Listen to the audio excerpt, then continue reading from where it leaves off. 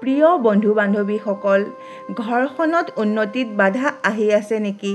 ধন টকা পইচা অহাৰ লগে লগে শেষ হৈ যায় নেকি?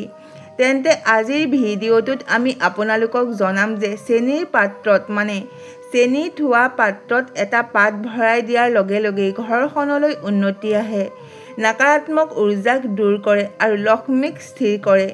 তেন্তে আজি আমি জানো আহক ইয়াৰ ৰহস্য। হিন্দু শাস্ত্ৰত চেনিক কেৱল মিঠা সোৱাদ দিয়া বস্তু বুলি মনা নাযায়, লগতে ইয়াক এখন ঘৰৰ উৰ্জা প্ৰণালীৰ মহত্ব বুলিও কোৱা হৈছে। চেনিক মধুৰ তত্ত্ব বুলি কোৱা হৈছে। ইয়াৰ অৰ্থ হ'ল যে এনেকুৱা তত্ত্ব যিয়ে এখন ঘৰৰ বাতাবৰণক প্ৰেম, শান্তি, স্বভাৱ আৰু সকাৰাত্মকতাক বঢ়ায়। এখন ঘৰৰ উৰ্জা সদায় পাকঘৰৰ পৰাই আৰম্ভ হয়, কাৰণ সেই ঠাইৰ পৰাই অন্ন, জীৱন শক্তি, সোৱাদ গোটেই পৰিয়ালটোৱে পায়। যেতিয়া পাকঘৰৰ মধুৰ তত্ত্ব শান্ত হয়, তেতিয়া ঘৰখনৰ চাৰিওফালে সুখৰ উৰ্জা উৰিবলৈ ধৰে। পৰিয়ালৰ সদস্যসকলৰ মাজত নম্ৰতা, কথা বতৰাত মিঠা আৰু ব্যৱহাৰত শান্তি দেখিবলৈ পোৱা যায়। এনেকুৱা ঘৰত হাই কাজিয়া কমকৈ হয় আৰু দ্বিতীয়জনৰ প্ৰতি আদৰ বাঢ়ে। শাস্ত্ৰই কয় যে য'ত মধুৰতা বাঢ়ে সেই ঠাইত লক্ষ্মীৰ নিবাস স্থিৰ হয়। ঘৰৰ মিঠা কেৱল ভোজনতেই নাথাকে, লগতে ব্যৱহাৰ, বিচাৰ আৰু এখন ঘৰৰ ধাৰণাটো উজ্বলে। চেনিৰ টেমা এই কাৰণে এক ভাণ্ডাৰ পাত্ৰ নহয়, লগতে ঘৰৰ সমৃদ্ধিৰ প্ৰতীক বুলিও মনা যায়। সমস্যা তেতিয়া আৰম্ভ হয় যেতিয়া ইয়াৰ মধুৰ তত্ত্ব কম হ'বলৈ ধৰে।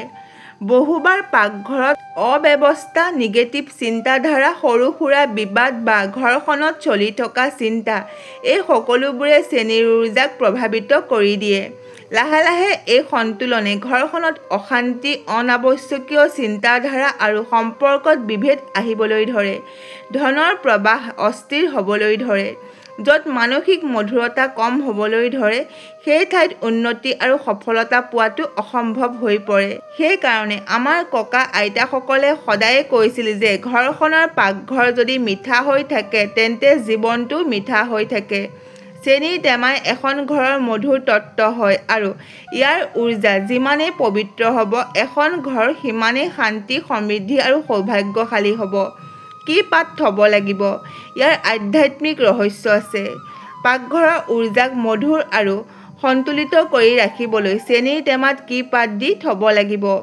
এইটো সকলোতকৈ মহত্বপূৰ্ণ প্ৰশ্ন হয়। শাস্ত্ৰ, পুৰাণ আৰু গৃহ নিয়ম অনুসৰি এনেকুৱা পাতৰ বিষয়ে উল্লেখ আছে যে য'ত স্বয়ং দিব্য শক্তি, পবিত্ৰতা আৰু উৰ্জা সন্তুলনৰ শক্তি থাকে।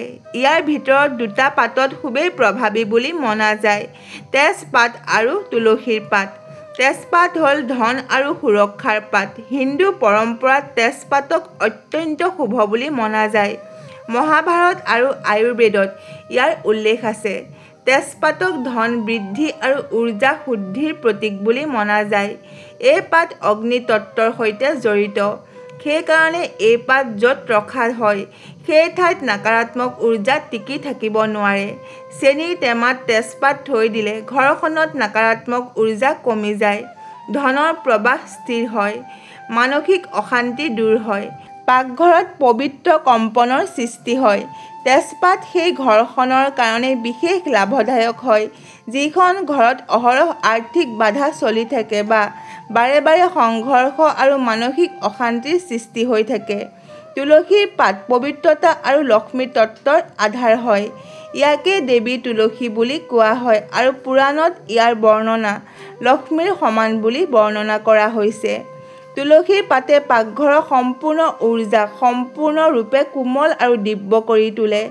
চেনিৰ টেমাত তুলসীৰ পাত ৰাখি থ'লে লক্ষ্মী তত্ত্ব স্থিৰ হয়। ঘৰখনত শান্তি, সন্তোষ আৰু সুখ সমৃদ্ধি বাঢ়ে। পৰিয়ালৰ সদস্যসকলৰ মাজত মধুৰতা বাঢ়ে। নিগেটিভ চিন্তাধাৰা আৰু বাণীত কঠোৰতা কমকৈ হয়। তুলসী বিশেষকৈ সেই ঘৰখনৰ বাবে শ্ৰেষ্ঠ হয় য'ত মন অশান্ত হৈ থাকে বা পৰিয়ালৰ সদস্যসকল অতি শীঘ্ৰেই অসন্তুষ্ট হৈ পৰে বা খঙাল হৈ উঠে। কোনটো পাত কেতিয়া ব্যৱহাৰ কৰিব? যদি সমস্যা, ধন, বাধা, হঠাতে খৰচ আৰু নকাৰাত্মক উৰ্জাৰ বাবে হয় তেন্তে তেজপাত সৰ্বোত্তম হয়। আৰু যদি সমস্যা মনৰ অশান্তিৰ কাৰণে হয়, ঘৰখনত সমস্যা আৰু লক্ষ্মী তত্ত্ব অস্থিৰ হয় তেন্তে তুলসীৰ পাত সকলোতকৈ শক্তিশালী হয়।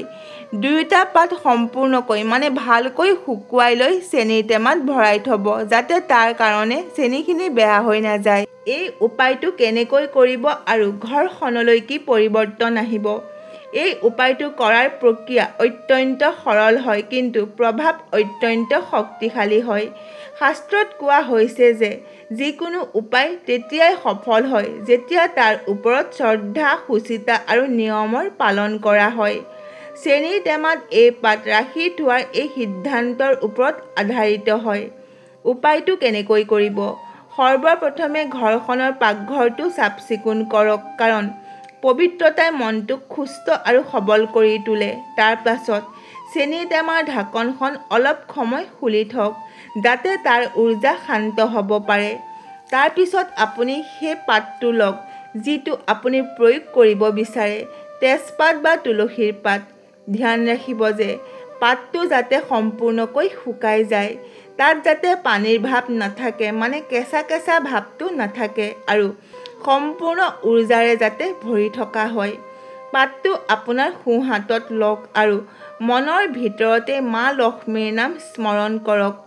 একেবাৰে সৰল মনেৰে মা লক্ষ্মীৰ ধ্যান কৰক আৰু এনেকৈ কওক, হে মা লক্ষ্মী, আমাৰ এই ঘৰখনত মধুৰতা, স্থিৰতা আৰু সমৃদ্ধি সদায় প্ৰদান কৰিবা। তাৰ পিছত পাতটো চেনিৰ টেমাত লাহেকৈ থৈ দিয়ক আৰু তাৰ পিছত চেনিৰ টেমাৰ ঢাকনখন লগাই দিয়ক। এই উপায়টো গুৰুবাৰ বা শুকুৰবাৰে কৰিব পাৰিলে অত্যন্ত শুভ ফল পোৱা যায়। কিন্তু আৱশ্যক হ'লে যিকোনো দিনাখনেই আপুনি এই উপায়টো কৰিব পাৰিব। এই পাতটো প্ৰত্যেক 15-20 দিনৰ মূৰে মূৰে সলনি কৰি থাকিব লাগিব যাতে উৰ্জা সতেজ হৈ থাকে। এই উপায়টো কৰিলে ঘৰখনলৈ কি পৰিৱৰ্তন আহে? যেতিয়া আপুনি এই উপায়টো সম্পূৰ্ণ শ্ৰদ্ধা, ভক্তি আৰু সঁচা ভাৱনা লৈ পবিত্ৰতাৰে কৰিব তেতিয়া ঘৰখনৰ উৰ্জা লাহে লাহে সলনি হ'বলৈ ধৰে।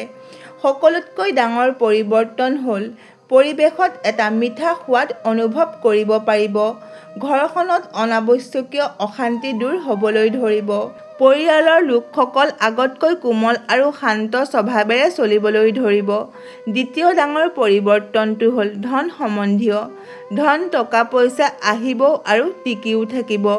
হঠাতে হৈ থকা খৰচবোৰ কমিবলৈ ধৰিব আৰু ধনৰ প্ৰৱাহ স্থিৰ হ'বলৈ ধৰিব। তৃতীয় পৰিৱৰ্তনটো হ'ল নকাৰাত্মক উৰ্জা কমিবলৈ ধৰিব। পাকঘৰত অলপ হ'লেও পবিত্ৰতা অনুভৱ হ'বলৈ ধৰিব। মনৰ অশান্তি দূৰ হ'বলৈ ধৰিব আৰু ঘৰখনত প্ৰৱেশ কৰাৰ লগে লগে এক সকাৰাত্মক কম্পন অনুভৱ হ'বলৈ ধৰিব। সকলোতকৈ মহত্ত্বপূৰ্ণ কথাটো হ'ল লক্ষ্মী তত্ত্ব স্থিৰ হ'ব। লক্ষ্মী সেই ঠাইতেই টিকি থাকে য'ত মধুৰতা, পবিত্ৰতা আৰু সুখ শান্তি থাকে। এই উপায়ে সেই তিনিওটাকে সন্তুলিত কৰে, ঘৰখনৰ সমৃদ্ধি দীৰ্ঘদিনলৈকে বজাই ৰাখে। আশা কৰিলোঁ আজিৰ এই ভিডিঅ'টো আপোনালোকৰ ভাল লাগিল। যদি ভাল লাগিল তেন্তে আমাৰ এই ভিডিঅ'টো লাইক কৰক, শ্বেয়াৰ কৰক আৰু লগতে আমাৰ এই চেনেলটো ছাবস্ক্ৰাইব কৰি দিয়ক। আজিলৈ ইমানেই। শুনি থাকক জ্ঞানৰ গংগা।